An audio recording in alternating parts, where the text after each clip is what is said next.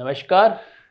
एक बार फिर उदय इंडिया के माध्यम से मैं आपसे बातचीत कर रहा हूँ और आज की बातचीत महाभारत के एक और प्रसंग पर आधारित है, जिसका उद्देश्य यह समझना है कि हमें किसकी सलाह माननी चाहिए और कैसे माननी चाहिए। तो महाभारत युद्ध जब समाप्ति की ओर था, तो जब दुर्योधन अपनी माता को प्रणाम करता है तो माता कहती है, गांधारी आयुष्मान भव।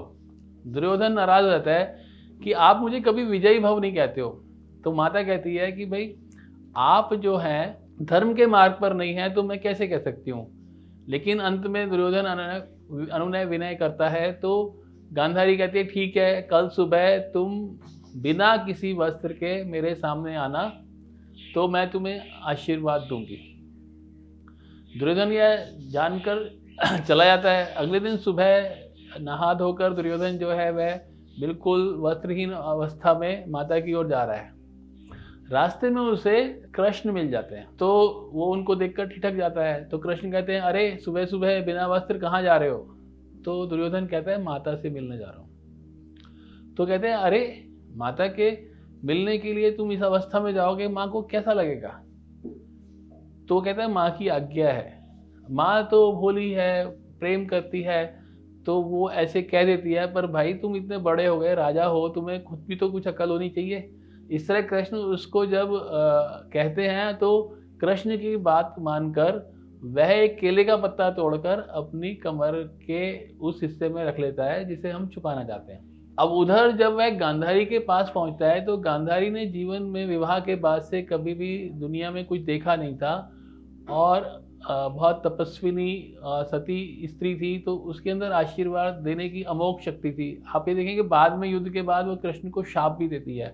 तो ऐसी बलशाली सिद्धियों से युक्त माता का पुत्र होने से उन्होंने सोचा कि चलो अब मैं इस पर दृष्टिपात कर दूंगी, तो जहां मेरी दृष्टि पड़ेगी वो ये अमोघ हो जाएगा। तो अब दुर्योधन ने क्या किया है? दुर्योधन ने वहां पर एक पत्ता रख लिया है। तो जब गांधारी अपनी पट्टी हटाकर उसको देखती है और वो दुख से भर जाती है, कहती है कि यह हिस्सा तुम्हारा अब कमजोर रह गया, बाकी सारा तो तुम्हारा मतलब कि किसी भी प्रकार की हानि नहीं होगी उसको।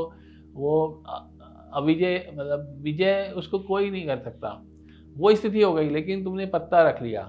अब यहाँ पर हम लोग ये विचार करेंगे कि हमें किसकी सलाह का पालन करना चाहिए। जब कृष्ण ने उसको इतनी अच्छी अच्छी सलाह दी तब तो वो उनको मायावी, छलिया, ग्वाला ये सब कहता रहा और कृष्ण की सलाह मानकर 5 गांव भी नहीं दिए। लेकिन जिस दिन उसको उसकी जन्म देने वाली माता ने जो आज्ञा दी थी, उस आज्ञा को ना मानकर जिनको वो अपना शत्रु मानता था उनकी आज्ञा मान लेता है, तो परिणाम क्या होता है कि वो कमर के उसी हिस्से से भीम के द्वारा गदा प्रहार के कारण मारा जाता है।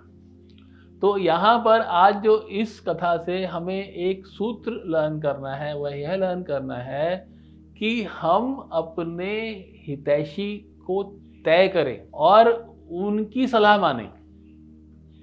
यह जो हम क्षण क्षण में अपने रोल मॉडल्स बदल लेते हैं, इसके कारण हमें स्थायी लाभ नहीं होगा। तो इस घटना में हम दुर्योधन से यह शिक्षा ले सकते हैं कि अगर हमारे से प्रेम करने वाले ने हमें कोई आज्ञा दी है और हमने उस आज्ञा को पूरा करना स्वीकार कर लिया है, तो फिर हम उससे विचलित नहीं होंगे और उसका ही पालन करेंगे, तो हमारा भविष्य सुंदर होगा, हम प्रगति करेंगे।